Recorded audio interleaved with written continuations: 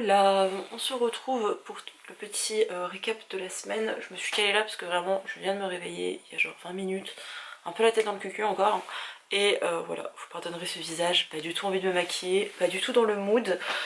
On se retrouve pour le petit récap de la semaine. Comme vous le savez, j'ai commencé ça la semaine dernière. Juste ce week-end je travaillais, donc j'ai pas pu le tourner, slash monter, slash vous poster. Donc je le fais maintenant. Le but c'est de parler un peu de comment s'est passée ma semaine, comment est-ce que je l'ai ressenti, qu'est-ce que j'ai lu et qu'est-ce que je compte lire pour la semaine à venir. Je vais faire un gros blabla sur ma vie, je suis désolée, mais ça va expliquer mon rythme de lecture, mon mood et pourquoi j'ai pas lu tant que ça et en même temps ça va. Et voilà. Bref. Cette semaine j'étais au travail, en fait je suis rentrée en formation le 11 janvier, donc c'est début du mois, et donc j'ai fait 3 semaines, je crois 3 semaines de cours. Ensuite quand les gens de ma promo étaient en stage, moi j'étais chez mon employeur parce que je fais pas tous les stages. Là je m'apprête à retourner à l'école pour un mois. Ensuite, je dois avoir une semaine au boulot, je retourne, enfin non, je vais pour la première fois en stage, je reviens un peu à l'école, je vais être un peu chez mon employeur, je vais faire que des trucs comme ça pendant un an, enfin voilà, jusqu'à mi-décembre à peu près, non, quoique non, la dernière journée de cours c'est le 22 décembre, donc jusqu'à une bonne partie de décembre, donc ouais, ça va être un petit peu... voilà. Jusqu'à présent ça allait, je le sentais pas trop parce que j'étais vraiment, je bossais comme si j'avais pas commencé ma formation ou quoi, sauf que comme je suis à 2 semaines, j'étais à 2 semaines de reprendre mes cours, j'ai décidé de réviser d'une part, et deuxièmement j'avais, je peux pas parler véritablement de devoir parce qu'on n'a pas de devoir à faire dans ma formation, mais bref, j'ai des premières épreuves qui tombent en juin, donc faut un peu que je me bouge les fesses, et surtout... En fait, maintenant que les gens de ma promo étaient en stage, ils avaient des compétences à acquérir, enfin bref, des choses à faire, et que moi j'étais pas en stage, je me dis bah vous le faites pas, enfin vous avez pas besoin, vous allez bosser normalement, ou vous êtes au chômage, ou peu importe ce que vous faites. Sauf que j'avais envie de faire, c'est pas une démarche de soins, si vous voulez tout savoir, et j'ai voulu le faire, donc ça aussi c'est du temps que tu passes à établir ta situation. Et j'étais voir mon infirmière, l'infirmière qui est ma tutrice de stage, enfin bref, ma référente par rapport à ma formation, et je lui ai demandé plein de trucs parce que je trouve ça hyper intéressant, et que vous le savez ou pas, ma formation que je fais actuellement ça va juste me permettre d'accéder à d'autres formations que je veux faire, parce que mon but ce serait d'ouvrir, bref, je vais pas vous parler de mes projets professionnels, mais j'ai des ambitions beaucoup plus grandes, donc du moment où je peux acquérir des connaissances, où on peut m'apprendre des choses, je suis preneuse, et j'aime beaucoup l'infirmière avec qui je bosse, je bossais avec elle il y a quelques années, donc voilà, c'est très cool. Donc je lui ai demandé plein de trucs, donc là j'ai passé le week-end à travailler, et en même temps, genre, j'apprenais aussi des choses, je prenais des notes, j'ai appris plein de choses sur... enfin bref, j'ai dû bosser mes dessins du cœur et tout le système cardiovasculaire, un plaisir, ça doit faire 14 ans que je l'ai fait. Ça fait 14 ans que j'ai étudié ça.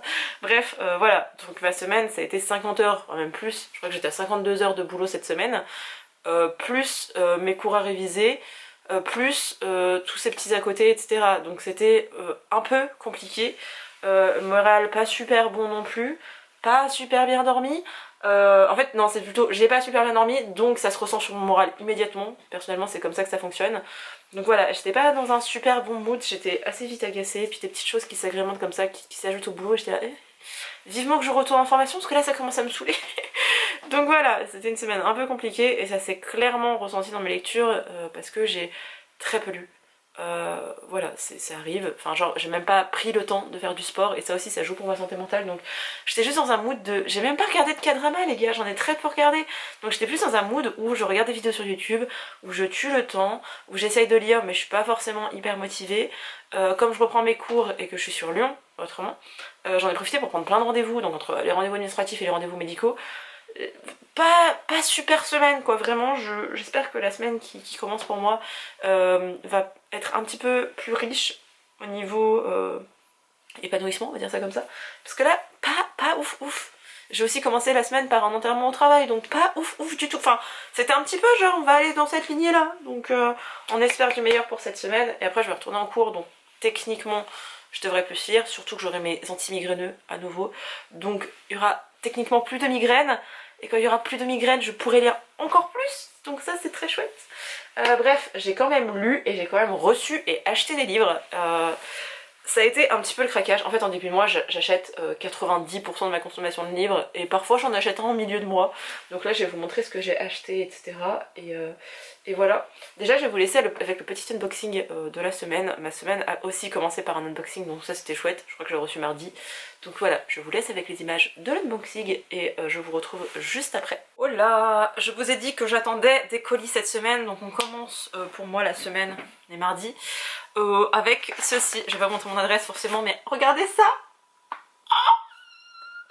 Bref, je suis beaucoup trop heureuse. J'ai reçu mon petit livre de Matin Calme. Déjà, j'aime beaucoup trop cette maison d'édition. Vous savez mon amour pour le thriller coréen et ceux de Matin Calme, ma vie. Oh non, vraiment, je suis pas douée pour ouvrir les colis. Il y a des gens, ils sont doués pour ça, puis il y a moi. J'ai reçu mon petit livre. Ça fait trop bizarre parce que en fait les Matin Calme je les achète tout le temps en numérique. Donc je sais même pas à quoi ils ressemblent physiquement. Voilà, je suis trop heureuse. J'ai reçu le petit livre, enfin le petit, il est pas si petit que ça, je pense qu'il fait, oh si, il fait même pas 300 pages les gars, il fait 283 pages. Et je suis toujours aussi perturbée par les romans asiatiques, il n'y a pas de remerciements. Je sais pas si c'est culturel, genre vraiment les américaines, je trouve qu'elles font des pages et des pages de remerciements. Et les Français, on est assez soft. Et dans les romans asiatiques que j'ai lus, il n'y a pas de remerciements. Donc, si vous savez pourquoi, dites-le moi. Mais oh, j'ai trop hâte. C'est plein de petites nouvelles. Si je dis, enfin, plein, je crois pas. Mais c'est quelques petites nouvelles. Il y en a 4, 5. Pas du tout. 1, 2, 3, 4, 5, 6, 7, 8, 9, 10. Il y en a 10. Ah bah si, alors c'est plein de petites nouvelles. Donc voilà, j'ai beaucoup trop hâte et il est l'heure que j'aille bosser parce que sûrement mes collègues vont m'attendre. Donc voilà, bisous. Donc nous revoilà avec... franchement, il y a une commande Fnac, une commande Gibert et une commande Vinted. J'ai mal disposé les livres, mais techniquement ça a commencé par la commande Fnac, je crois. Là, je me suis acheté les Vallées Closes de Michael Brun-Arnaud, donc sur Vinted. Non mais regardez-moi cet état, il est parfait. Genre même à Cultura, j'en ai vu qui était plus éclaté que celui-ci. Je suis très contente. Du coup je l'ai payé 13 € au lieu de 20. Enfin, je crois que c'est ça. Ouais. Alors, cet auteur je le connais pour deux raisons. Je fais le speech à chaque fois mais tout le monde ne connaît peut-être pas. C'est l'auteur de Mémoire de la forêt, qui est un roman jeunesse publié chez l'École des loisirs que j'avais adoré. Alors je suis très contente, en plus j'ai pu le lire avant la hype. Du coup j'ai pas été dégoûtée de ma lecture et je vais bientôt recevoir le tome 2, donc très très contente. Et quand j'avais lu Mémoire de la forêt, je m'étais renseignée un peu sur l'auteur et je savais que c'était le patron, le créateur du Renard Doré. C'est une librairie spécialisée en manga / culture japonaise à Paris. Et récemment, ouais, ça doit peut-être faire 1 an et demi maintenant, ils ont fait un petit peu de littérature japonaise, mais moi vous le savez, tout ce qui est littérature pure, c'est la librairie Le Phénix qui est genre ma source d'information, l'endroit où je les achète et tout, donc voilà. Mais je connaissais déjà l'auteur et quand je le suivais, je me suis rendu compte, j'ai vu qu'il était en train d'écrire un roman adulte complètement différent de Mémoire de la forêt. Il faisait des petits teasings là-dessus et j'étais là waouh, trop bien. Enfin, je trouve ça hyper intéressant d'avoir un auteur qui touche aussi bien de la jeunesse que de l'adulte. Et là il a écrit Les Mémoires de la forêt tome 2, mais je crois qu'il bosse déjà sur le 3e. Et en parallèle de ça il est sur un autre roman adulte, donc vraiment il est prolifique et merci. J'adore ses écrits, donc voilà. Les Vallées Closes, je sais juste qu'on va être dans un roman contemporain qui se passe dans le sud, et il y aura une romance gay dedans. En tout cas il y a deux personnages qui sont ensemble, deux hommes qui sont ensemble, je sais pas s'ils sont gays, bi, pan, peu importe. Et il me semble, si je dis pas de conneries, que l'un des personnages a une déficience mentale, j'imagine légère, et c'est clairement... Enfin, vraiment, l'auteur, on se suit. L'auteur est psychologue de base, et il a travaillé dans un EHPAD, et du coup il connaît très bien la maladie d'Alzheimer. C'est pas un neurologue qui peut vous expliquer comment est-ce que ça affecte son cerveau, mais vraiment comment ça affecte le quotidien de la personne et ses proches. Et pour avoir travaillé en EHPAD auprès de personnes Alzheimer ou des troubles apparentés, je connais aussi très bien, et c'était très très bien fait dans Mémoire de la forêt. Et maintenant je travaille avec un public handicapé qui ont notamment des déficiences intellectuelles, donc je connais aussi très bien le secteur, donc j'ai hâte de lire celui-ci. Je l'ai pas encore attaqué parce que je suis pas trop dans un mood roman français, mais très beaucoup hâte de le lire. J'ai aussi passé ma petite commande de Gibert. J'étais sur un live de Mira, c'était quand? Lundi dernier je crois. Ouais, vraiment la commande a été hyper rapide. Lundi j'étais sur son live, j'ai commandé mes livres, ils sont partis le mercredi, je les ai reçus le vendredi. Vraiment, Mondial Relais, merci. J'en ai acheté 4. En fait il y avait des super promos où il y avait des jusqu'à moins 70% sur de livres d'occasion, donc des livres d'occasion qui sont déjà entre guillemets soldés. Donc très très très contente. J'ai craqué exclusivement pour de la littérature asiatique, même s'il y en a un qui est écrit par une française. On va commencer par lui d'ailleurs. Il s'agit de Hiver à Sokcho de Elisa Choi du Sapin. Je vous mets cette couverture dégueulasse et je vais vous mettre la couverture que j'ai trouvée sur BookTok, que je vois depuis des mois. La beauté! Genre vraiment il est trop beau. Je le voulais, j'étais là mais qui est cette personne? J'étais en plus Elisa machin. C'est une française, ça se passe à la frontière. Une petite ville portuaire proche de la Corée du Nord. Donc je pense que c'est en Chine, je suis pas sûre. Et on va suivre une femme qui va croiser un artiste, je crois, et petite romance et tout ça. Je sais pas, franchement tout le monde a adoré, les Américaines ont adoré. Donc je me suis laissée tenter. Il est pas dans un super état, enfin vous le voyez là, genre il est abîmé là. Mais c'est de l'occasion et je crois que je l'ai payé genre 3 € les gars, au lieu de... Ah, il n'y a pas écrit. En plus, avec l'inflation, c'est trompeur parce qu'il y a des prix affichés, c'est pas les mêmes, donc voilà. Mais je l'ai payé que dalle. Je crois vraiment ma commande totale, elle m'est revenue à 25-26 €. Donc ça va. Donc là, je me suis aussi acheté, et c'est aussi pour ça que j'ai craqué à la base pour ma commande, parce que je le vois depuis beaucoup trop longtemps, et j'avais un peu peur, et quand j'ai vu les avis des gens, je fais mais en fait, Pauline, ça fait très longtemps qu'ils disent du bien, c'est juste toi qui ne l'avais pas vu. Il s'agit de Généalogie du mal de Yu Jong. Je sais très mal le prononcer, vraiment. C'est un roman coréen, c'est un thriller coréen. Voilà, j'ai piqué. Il me semble vraiment, je suis presque sûre, mais on sait jamais, on se laisse le bénéfice du doute, que Eva l'a lu et l'a adoré. Eva, c'est aussi ma référence, ok, surtout au niveau littérature asiatique, donc je lui fais entièrement confiance et tout le monde l'adorait et il m'intriguait et en fait, je sais pas, quand j'ai vu cette couverture, pour moi c'était chinois ou taïwanais, alors que pas du tout. Et voilà, hâte de le lire, ce sera pas forcément pour tout de suite, mais hâte quand même. Il fait... Oh ouais, d'accord, je pensais qu'il faisait genre 400 pages, il en fait 500. C'est assez dense, mais... je crois vraiment on est sur un homme qui va être accusé d'un meurtre ou un truc comme ça et sa mère ou sa famille il comprend pas trop, ils sont genre là non c'est pas possible. Il me semble que c'est un délire un peu comme ça mais j'ai tellement peur parce qu'à chaque fois je vous fais des résumés qui ont rien à voir donc je vais me taire pour une fois. Celui-ci je suis un peu dégoûtée parce que j'ai pas eu c'est un roman de chez Gallimard et normalement il y a une jaquette et là il n'y avait pas la jaquette alors que sur le site il n'y avait pas précisé qu'il n'y avait pas la jaquette mais bref. On s'en fout, techniquement c'est le contenu qui compte. Pareil, je l'ai vu sur le BookTok US et c'est plusieurs fois que je le vois parce que je cherche exclusivement de la littérature asiatique et c'est ce qu'on me propose. Surtout Corée-Japon, vous savez c'est vraiment mon gros truc. À propos de ma fille de Kim Ye-jin, c'est un roman... En fait je me souviens quand il est sorti, quand il est sorti tout court, je crois que c'est en 2021 mais j'ai peur de vous dire... Non, non, quelle année déjà? Oui je crois qu'il est sorti en 2021 si je dis pas de conneries. 2022! Mais quelle idiote, Pauline. En fait, il a dû sortir en septembre. Parce qu'il me semble vraiment l'avoir vu pour la rentrée littéraire de septembre dernier, quoi, de septembre 2022. Ici, on est sur l'histoire d'une femme qui est lesbienne, enfin qui est en couple avec une autre femme, et qui va retourner vivre chez sa mère. Et bah, un petit peu le truc de... En Corée, la communauté LGBTQ+, commence un peu à se revendiquer et à être bien présente. Il y a eu des petites choses qui ont changé, enfin une petite chose qui a changé en Corée du Sud en février je crois. Petite victoire quand même, mais voilà, c'est pas interdit. Vous risquez pas de mourir en Corée du Sud parce que vous êtes queer, mais c'est pas non plus... Enfin, il n'y a rien qui est reconnu, quoi. Les droits des personnes LGBTQ+, ne sont pas reconnus. Donc voilà, avec la mentalité parfois arriérée, enfin... C'est un peu comme en France là-dessus, plus vous êtes une personne âgée, plus vous avez de risques de pas comprendre l'homosexualité, de pas comprendre tout ça, et d'être du coup par définition homophobe et réticent à tout ça. Et il me semble que c'est le cas de la mère de cette femme.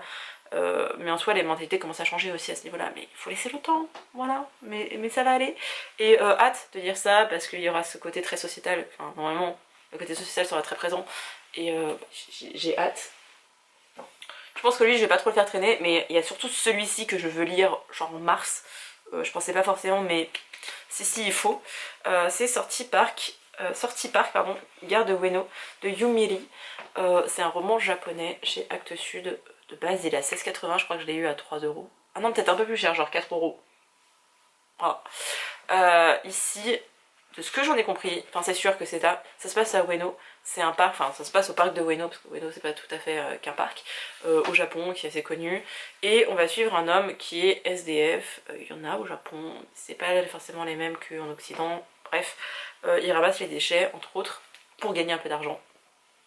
Et il me semble qu'on va être sur une critique de la société, parce que cet homme vivait, entre guillemets, tranquillement, au parc de Ueno, sauf qu'il y a les JO de 2020, techniquement, parce qu'après il y a eu le Covid, mais techniquement c'était en 2020, qui se préparait, et du coup on a essayé un peu de chasser ce qui pourrait entacher l'image du pays, ce qui est très drôle, enfin très drôle, ironiquement très drôle, parce qu'après il y avait juste certains japonais qui ont pu assister aux JO, et c'était très... même pas, je crois que vraiment ça s'est passé en huis clos finalement, en plus les JO de Tokyo, donc bref, voilà.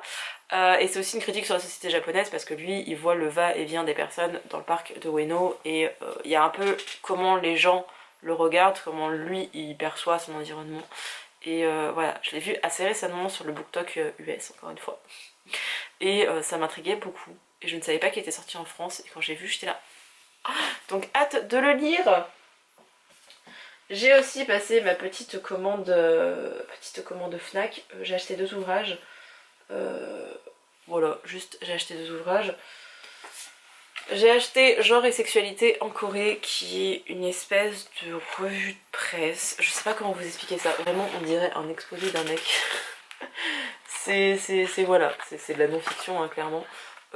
Le format m'a vraiment déstabilisée. Voilà, il y a aussi beaucoup de références, enfin bref, vous avez beaucoup de sources, donc c'est pour ça ça va être plus une sorte de revue de presse, de journal, enfin quelque chose de très journalistique en fait, et pas forcément qui s'inscrit dans de la littérature pure comme de la non-fiction tel qu'un essai. Donc voilà, devrais le lire au mois de mars, parce que c'est quelque chose qui m'intéresse, enfin vous savez, ma passion pour Jeju, mais c'est surtout que j'adore en savoir plus, enfin j'adore l'anthropologie de manière générale et la socio, donc voilà, si je peux en apprendre plus sur la Corée, c'est cool, surtout que là on va pas être que sur la Corée du Sud, il y aura aussi la Corée du Nord. Et voilà, bref, même s'ils sont séparés par la 38e parallèle, etc., ça reste un même pays, et il y a plein de choses qui se retrouvent au niveau culturel, et leur histoire notamment, donc voilà. Hâte de le lire. Et le dernier, il s'agit de Jisoo de Come So Kendrick Kim. En gros, je vais vous expliquer la chose, c'est un film de base qui est sorti en 2012, je l'ai appris après avoir acheté, mais je comprenais pas pourquoi, enfin qui était ce Omul, je ne sais pas le prononcer, encore une fois, on dirait que je dis O en coréen. En gros c'est un film qui est sorti en 2012, une petite préface qui explique tout ça, et qui parle d'une catastrophe qui est arrivée en 48 à Jeju. C'est ma petite chouchou, c'est pour ça que je l'ai acheté, et j'aime beaucoup les dessins de l'illustratrice, je la trouve incroyable, je l'aime d'amour, vraiment, c'est tout fait à l'encre de Chine, et voilà, mon nouveau goal dans la vie, c'est d'avoir une illustration originale.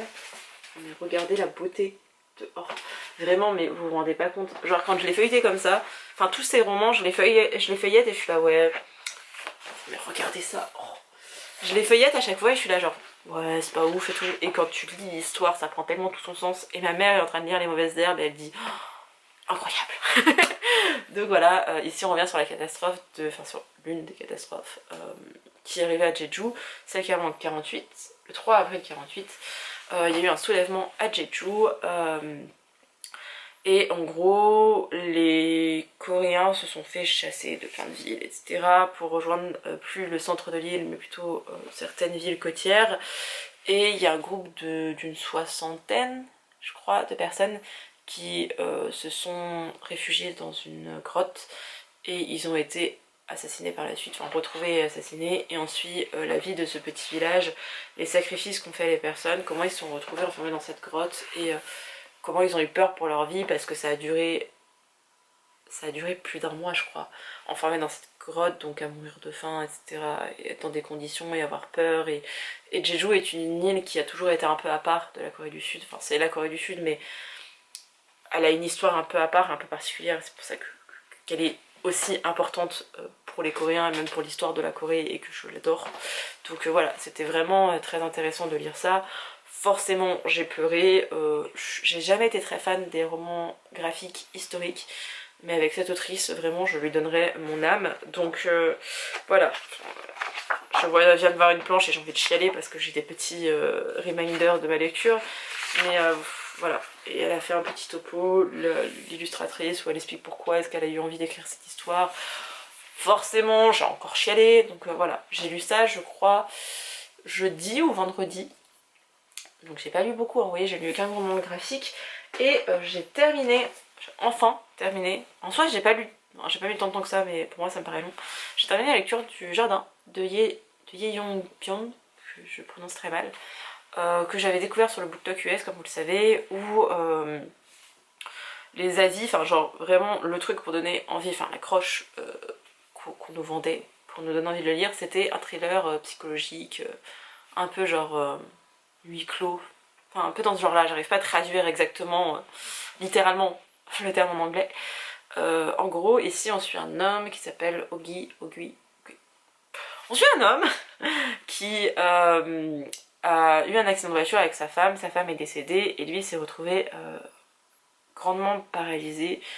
On va parler de tétraplégie, même s'il a un usage très partiel de sa main gauche, mais vraiment très très partiel, donc on est vraiment sur une personne tétraplégique, qui a gardé toutes ses fonctions, ses fonctionnalités mentales, toutes ses fonctions cognitives en fait.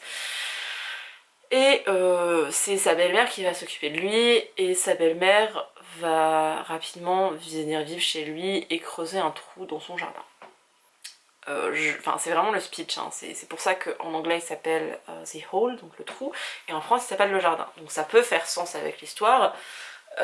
Le truc c'est que ça c'est un peu ce qu'on nous dit dans les quatrièmes de couverture, et c'est quelque chose qu'on voit, mais c'est un peu un prétexte parce que l'histoire est beaucoup plus centrée sur le personnage principal, de comment est-ce qu'il a vécu sa vie, de ses parents qu'il a perdus, il a une vie un peu misérable, des études qu'il a fait, de comment est-ce qu'il a rencontré sa femme qu'il a pas aimé d'un amour passionnel, et c'est un peu genre une histoire un peu linéaire comme ça, et on le suit au fil des années, finalement on voit sa situation mais il revient sur des éléments de sa vie, et c'est plutôt ça qui est mis en avant. Donc c'était pas une lecture qui était nulle, hein. Je l'ai quand même lu de manière assez rapide, enfin ça va quoi, il est pas très long, il fait 233 pages, mais il se lisait bien, vraiment c'était un page turner, il se lisait bien, c'était sympa, mais juste le gros truc de ah il y a un trou dans le jardin, non, enfin c'est pas ça l'histoire, c'est un petit thriller, enfin ouais c'est gentillet, c'est pas trop dégueulasse, enfin c'est même pas du tout dégueulasse, c'est plutôt cet homme, cette condition,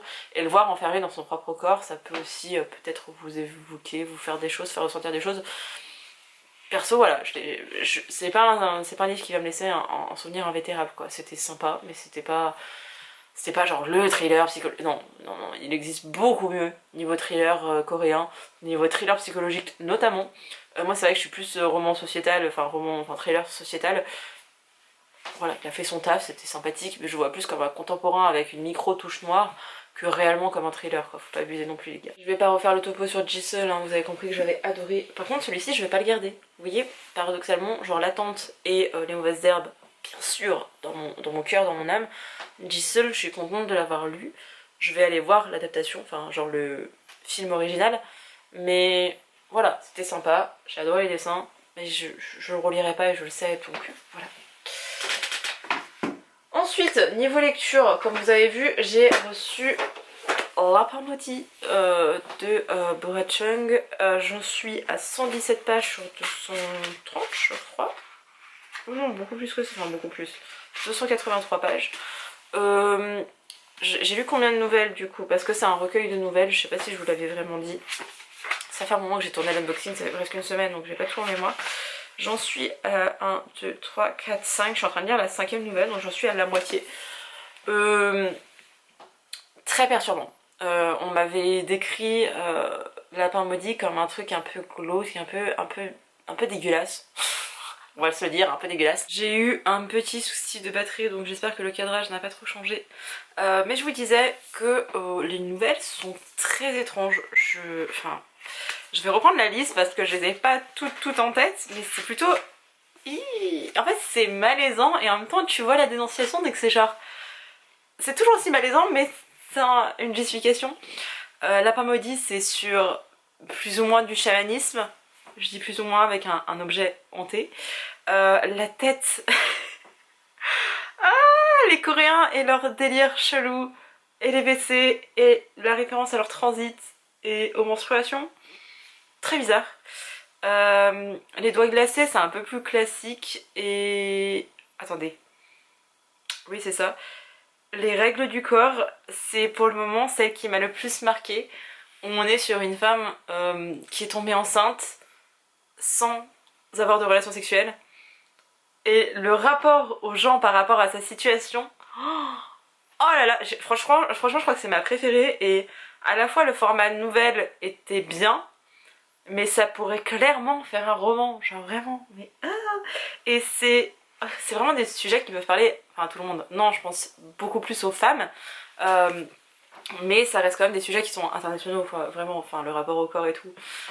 J'aime bien, mais c'est dérangeant en fait, et je pense que c'est le but de ce livre, c'est pas de vous dire ah là là je passe un bon moment ou alors oh c'est un petit peu glauque, non c'est vraiment... C'est vraiment fait pour te mettre mal à l'aise et en même temps pour te faire réfléchir un peu à ta condition et à tous ces éléments là parce que bah, c'est vraiment le but du recueil de nouvelles, c'est un peu pour ça qu'il a été créé par l'autrice et c'est vraiment ce qui est ressorti. Il rend pas à l'aise, genre vraiment, j'arrive pas à savoir si j'aime véritablement, à part la nouvelle dont je vous ai parlé juste avant qui s'appelle Les règles du corps, mais autrement c'est juste... J'ai bien aimé aussi Lapin maudit. Pour le coup le format nouvelle ça aurait été bien en roman, genre un petit roman de 200 pages mais ça aurait été bien en roman, mais ouais enfin je l'aime bien, donc j'ai lu ça la semaine dernière, j'ai pas continué parce que je suis partie sur autre chose qui m'a vraiment happée et qui est un roman, mais là j'ai 2 jours de repos donc je vais le lire, enfin cette semaine au total j'ai 5 jours de repos, je bosse que 2 jours, donc entre mes rendez-vous médicaux administratifs et tout ça je vais faire ça et ça va être chouette.